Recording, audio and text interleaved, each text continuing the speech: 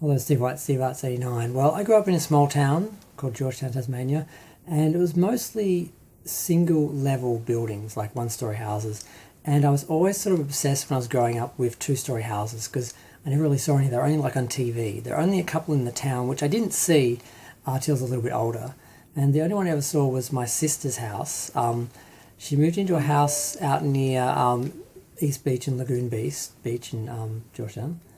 And it was originally a holiday home, and my photography teacher, his friend actually owned it at one point, so he'd stayed there and that. So he recognised it when I took photos of it.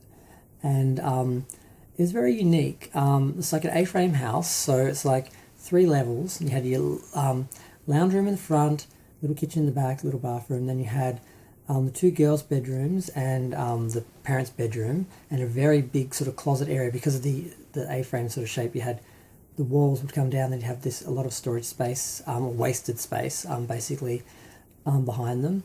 And then there was a spiral staircase, just like in The Haunting, that would take you up from the first level to the second level. And when you got on the second level, there was just a ladder that would go up to a trapdoor, and it did open up two ways. So you could open up just the basic little bit to get up into the attic, or you could open it up bigger for furniture and stuff like that.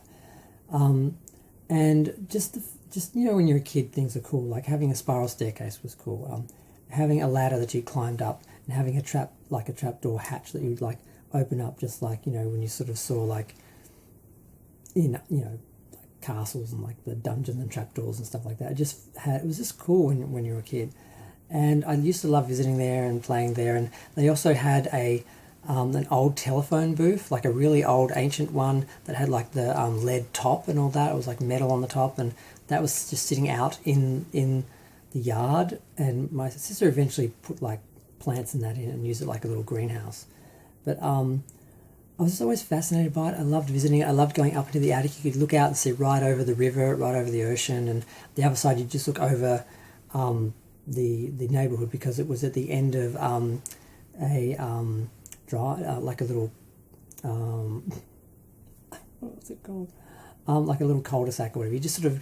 You drive up off the main highway, you come up, go in, turn around, go back down, basically, and you just sort of look around at the other houses. And there was another two-story house actually there, and I was just always obsessed by it, and I loved it. And there might have been a spirit in it. My sister said that at night you would hear, sometimes she would hear the ladder creaking, like someone was walking up it going into the attic. Now, she had kids. Were they sneaking up at night? I think she said she would go and check, and the kids were in their beds, so they weren't going up. But it would still sound like someone was walking up it, and she sort of felt like there was a spirit there. And there were times when she felt like she could feel someone, and she also felt like she thought she could hear, I think she said, sound like someone knitting or using a sewing machine or something. She was talking about, it felt like there was a female presence or someone up there. And she'd talk about that sometimes, but she didn't say a lot about it.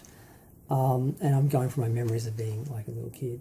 But she did have one scary experience in the house, but it wasn't paranormal. But I'll just mention it. She had not long moved in, and she was sitting in the lounge room, and they had lace curtains on the back and front doors, and someone was trying to break into both the front and the back door at the same time. She was sitting in the middle where the lounge room was, basically on the couch, and she could see and hear people at both doors trying to break in, and she was sitting there terrified, paralysed, thinking these people are going to break in. They didn't get in, and they just left, and I guess they had no idea she was in there.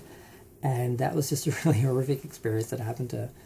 And everything else was just there were a couple of times I felt like I'd be downstairs and I felt like I heard the ladder, but you just sort of think, did I imagine that? And either way, it just made it more fun because it was kind of spooky as well. And I remember one time I babysat my nieces, and actually I babysat them a couple of times, and it was kind of scary to be alone in the house and be the adult, and yeah, it was fun. I just wanted to share that story of that house because I loved it, and I do wonder if there was someone there, because my sister wasn't really the sort of person to make things up, and make up stories for people to entertain them or anything like that. So I'm guessing she really heard them, but was it really someone going up the stairs? Was it a spirit? Was it some very sneaky kids who managed to get up and down before she could check and, got past her? Or was it something else? I don't know. I only stayed up there once, and I'd always wanted to stay up there, and I only got to stay up there one time overnight, and that's it, and nothing happened. But I'm going to go. Feel free to share, like, comment, subscribe. Let me know what you think. Thanks. Bye.